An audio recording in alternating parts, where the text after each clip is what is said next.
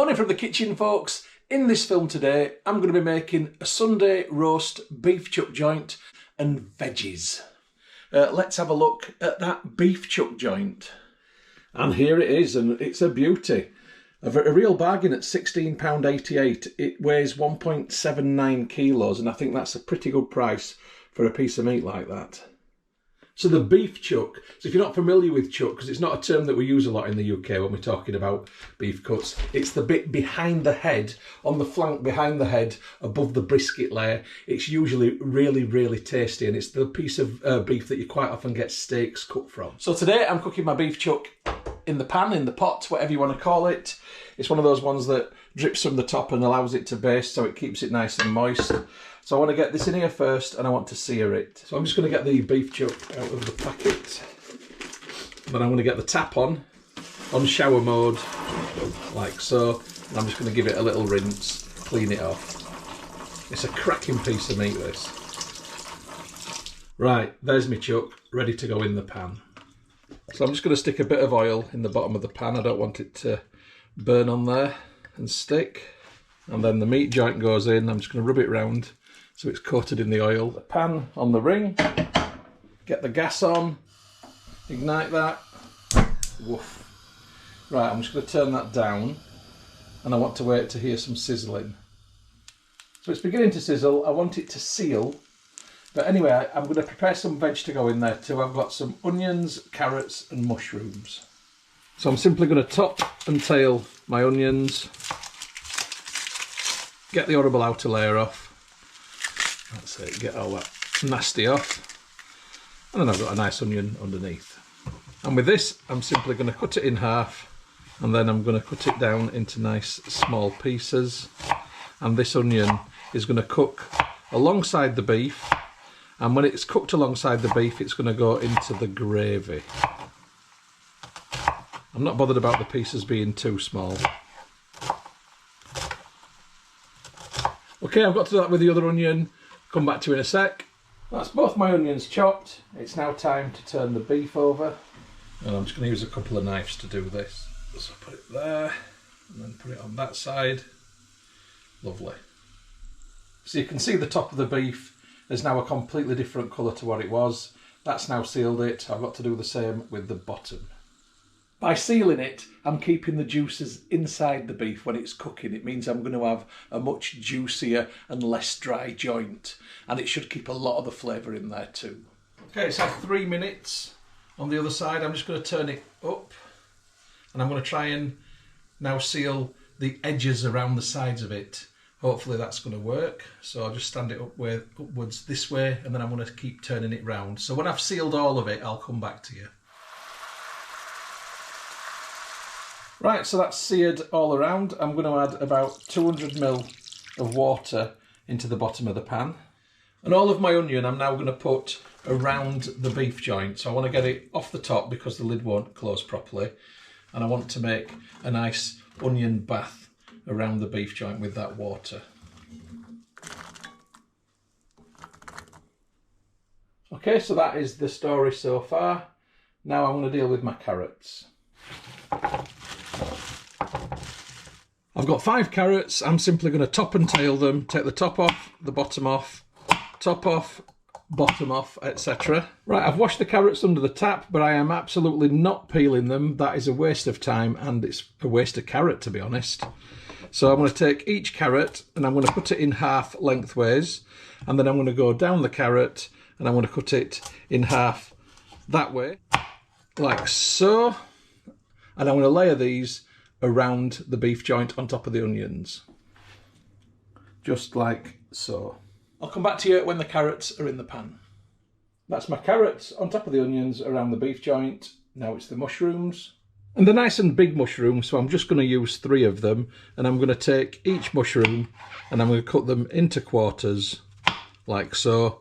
And then I'm going to layer these on top of the carrots around the beef joint, just like I did with the other vegetables in there. I'll come back to you when they're all in.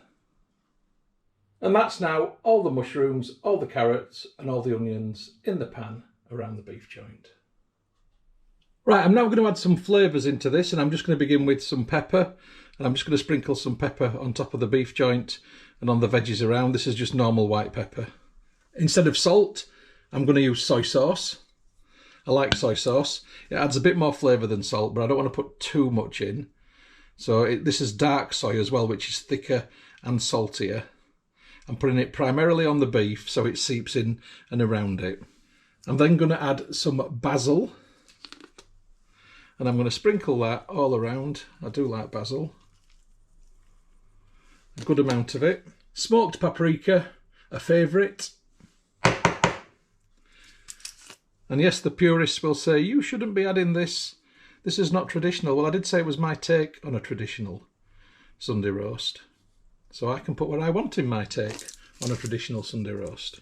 And now I've got some ginger and garlic. This is paste. I'm going to get a couple of blobs on top. In fact, let's make it 3. That'll do. That adds a bit of warmth and lots of flavour. And again, I'm going to smear that onto the beef joint. And I want this to really percolate into the beef joint, really flavour it within, and also obviously to go down the sides and into what will become the gravy. Finally, I'm going to add some mixed herbs because they are my favourite, and I'm just going to sprinkle them on top like so, all around. And then on to the veggies also. This is going to be really flavoursome, aromatic, herby, just lovely. Then the lid goes on. And I've put the pot out of the way on a cold ring. I'm now going to leave this to stand, and for those flavours to infuse, I'm leaving it for 2 hours before it goes in the oven. No rush, no stress. I'll spread the process out. So I'll come back to you in a bit. Okay, just an update. I've got the oven on at 160. I've just put this in, and that's now going to go in there, and it's going to stay in there for 3 hours. That's going in from cold for 3 hours. So while the beef's in the oven, I'm going to look at my next 2 vegetables which I'm going to be cooking today. I've got a butternut squash and a cassava. I'm going to be using the cassava in place of potatoes today, and the butternut squash just as a nice roasted vegetable. So the butternut squash is completely edible, the skin is edible, the flesh is edible. I am going to remove the seeds, but they're also edible, and what I will do with the seeds actually is roast them separately because they're a nice tasty snack. So I take the top off, and I'm going to take the bottom off, and they're the only 2 bits that I'm really not going to pay any heed to and chuck them away. And then just for sake of ease, I'm going to cut the squash across the middle like that. And there are no seeds, I don't think, in this top bit. And I'm just going to get the top bit and cut down. Yeah, there's no seeds there at all. So then with each of these, I'm just going to cut them into half circles, like so. So I'm just going to do that with the rest of this butternut squash, then I'll come back to you. So this is the pan which I'm going to roast the butternut squash in, or the oven tray, I should say, dish, whatever you want to call it. I've just put a bit of oil in the bottom of that, and then I'm just going to rub these around so it spreads along the bottom, and then I'm going to put these in there ready to roast. So I'll just get these in there. So the story so far, and I've got this to deal with. So this one I'm expecting to get some seeds in, so I'm going to go down the middle. And in actual fact, there's barely any seeds. There's 2 seeds. Wow, that's really... No, there's a couple here. But usually you get loads. There's not really many at all. That's nothing. And that must be because this is quite a juvenile butternut squash. It's not a very old one because it's quite small. So anyway, there's not much in the way of seeds there, so I'm not really too worried about going to town looking for any more seeds because they are completely edible anyway. And to reiterate, as is the skin. The skin's totally fine to eat. So I'm also going to cut this into half circle-ish shapes, and then I'm going to add them into the oven tray also. I'll come back to you in a sec. So that's all of the butternut squash in. I'm just going to drizzle it with some oil. This is just a mixture of vegetable oil and olive oil, 50-50. Sprinkle some pepper on, some salt, some basil, and finally a bit of honey, and this is turmeric honey. So I'm just going to get some of that with this and just drizzle it on top. And I'm going to keep doing that until it's all got a bit of honey on top of it. I'll come back to you when I've done. And then finally I'm just going to add a little bit of fatty water, and I say fatty water, this is water with bacon fat from bacon that I've cooked. It's ultimately very, very flavoursome water. Why throw away flavour? So I'm just going to put a little bit of this in the bottom. Now it will evaporate, but it will also give it a steaming, and it will give it a nice sort of smoky bacony flavour as well. So I'm going to cover this over with tin foil, and I'm going to cook it to start with and then take it out of the oven when it's cooked. Leave it to cool and then put it back in on a hot oven for a short space of time afterwards, just to heat it back through again. This foil will prevent it from drying out. Right, let's get that in the oven, and this will only stay in for an hour. You can already smell the beef. Oh, right, that's good. Now the cassava. Now this is something where I'm not going to eat the skin, so I'm just, oh actually it's got a bit of a crack there. See what happens when I cut into it, and it feels a bit soft. Let's just take it there. Oh, it's starting to turn. Now it's softer than it should be. I'm not sure how usable this is going to be. Let me just cut into it and then I'll determine that's the right texture. It should be tough. Right, I'm going to go down it in sections and determine as I go along. So these top two sections are definitely fine. I'm not sure if all of that bottom section is.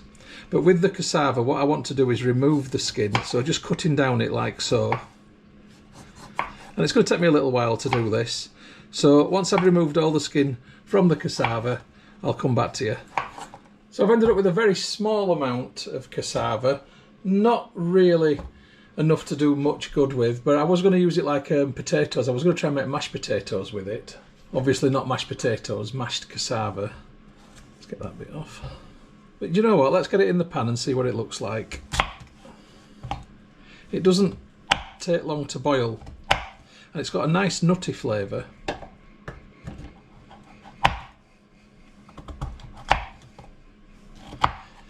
So this one's a lot softer. This is the one that's got a bit of dodginess to it, to me, but I think it's going to be alright because it doesn't seem too discoloured. And I have cut off some bits that did seem discoloured.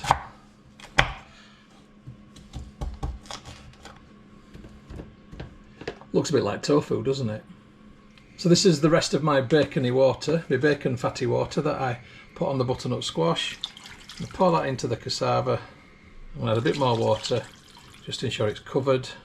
I'm going to sprinkle some salt in. Lid goes on. And that's now going to stay on the ring. I'm not going to put it on yet to cook until a lot nearer the time that I need it. Right, it's been in about an hour and 20 minutes. I'm going to get that butternut squash out and have a look at it. Smells good. Keep the heat in for the beef. Let's have a look. Oh yeah, that's lovely. Right, I'm just going to leave that covered over, and that's fine for now, and that's just going to go back in to be reheated when it's nearly time to dish up. Okay, the joint has been in the oven long enough. I'm now going to turn the oven off, and I'm just going to leave it in there for a little bit. 20 minutes has passed, time to get the beef out of the oven. Oh. And we'll have a look at that. Oh, doesn't that look flipping good? Wow, what a lovely piece of meat. And that gravy is going to be brilliant. Right, lid goes back on for now. I'm just going to leave that where it is. For now, that is. So I'm going to get my cassava on now, and I'm going to put it on very low, as you can see, on a very low heat, and I'm going to wait for that to come to a simmer. Incidentally, there are other pans on the hob, here and here. These are nothing to do with the Sunday dinner. I'm actually doing some home brewing as well at the same time. Multitasking. Okay, so these are the butternut squashes that you've seen before, and I'm just going to simply put them all over one side of this oven tray, like so, because I want to make some space on this side. Right, I want to get the lid off the pan with the beef in. It might go steamy on the camera. So now with my slotted spoon, I'm going to go around the edge of the beef and lift out the carrot and the mushrooms, but I'm going to try and leave most of the onion in there if I can. I might get a bit out, but that's fine. Right, so that's now the beef, and that's just surrounded by the onion gravy. Here I've got my carrots, mushrooms and butternut squash. I'm going to cover them back up with the tin foil, put them to one side. Let's look at the beef. So I need the beef to rest now before I cut it. So I'm going to take it out of there because I want it to rest away from the heat and away from the liquid. And I'm simply going to put it in this wok. Just here, this is a cold wok. I'm going to put the lid on and I'm just going to let that sit as it is now. I'll put that to the side and then let's have a look at the gravy.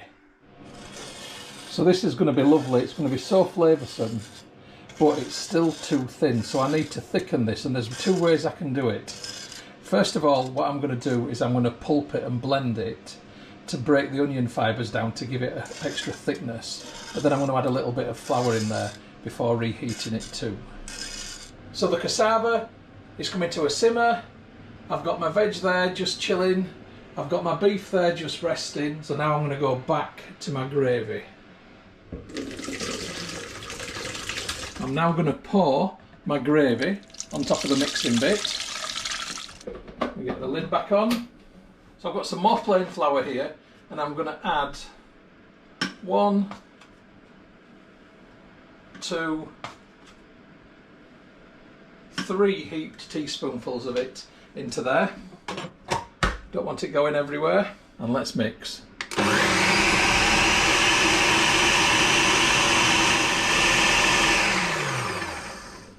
Right, take this apart. This comes apart. And I'm going to pour it back into the original pan that it was in. And that's now going to come to a simmer and it will thicken nicely. Right, I've got the gravy on there. I'm going to put the heat on and I'm going to have it on very low. I'm going to put the lid on and I'm just leaving that now to do its thing. So it's a busy kitchen, it's a messy kitchen. I need to have a tidy around. I'll come back to you shortly. Right, I'm going to cut the meat up. So just get the wok lid off. Use my big meat fork. Put that on the chopping board. That's a lovely piece of meat. There's very little juice come out of it, so hopefully that means it's going to be juicy inside. So I'm just going to tip it up and I'm going to cut the string. So it's had a good half an hour's rest, and that's usually enough for the fibres to relax, so when I cut it, it should be nice and not tough, hopefully. Right, so I'm just going to go down the edge, have a look, take the first bit off the edge there, skinny bit, it's got to try a piece. Chef's reward. It's absolutely gorgeous. In fact, I'm going to eat that bit too. An incredible flavour. Massive success. Cuts lovely. Look at that. Absolutely beautiful. Okay, I'm going to get all this cut into slices. I'm going to layer those slices in this tin. Sorry, I'm talking with my mouth full. When I've done that, I'll come back to you.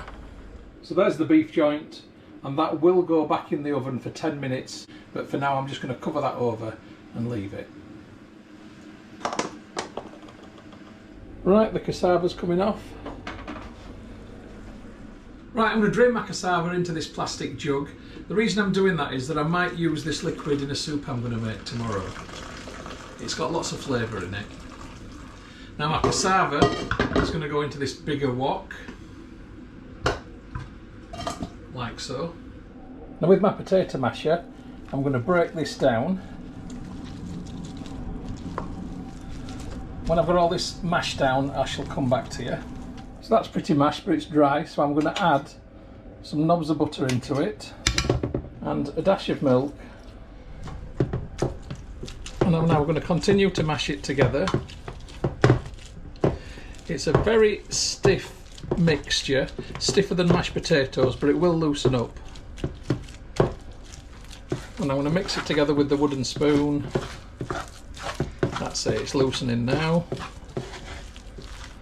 So this is my alternative to mashed potatoes, using the cassava. Right, I'm just going to spoon my cassava into this tray. and then that's going to go back into the oven in a little while. That's done for now. So it's been warmed back up in the oven and I'm just dishing up now. So I'll get the gravy on. So I've got the roast beef, the butternut squash, mushrooms and the carrots. And as ever, the proof is in the tasting. Well, I already know it tastes good because I've already had a go at it. I'm trying to eat it with a fork like a lollipop. Not good.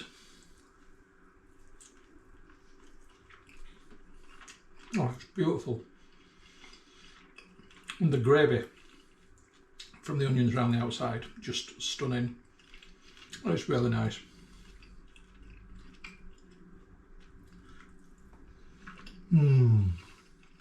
Catch you later, folks.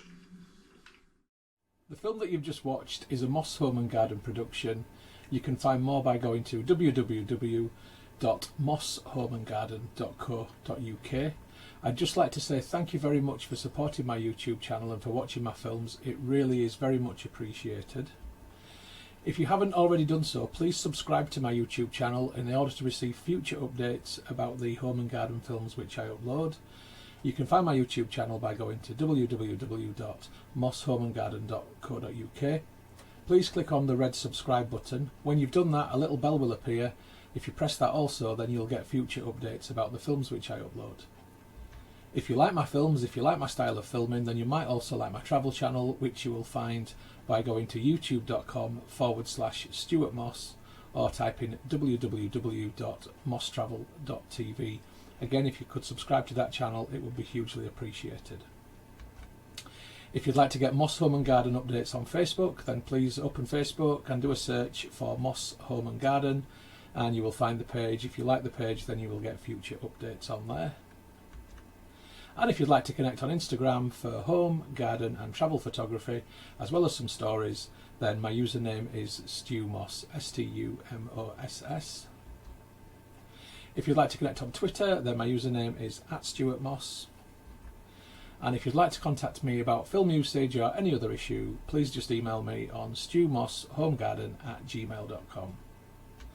Once again, thank you very much for supporting my channel, for watching my films. I do appreciate it. I'd just like you all to have a great day.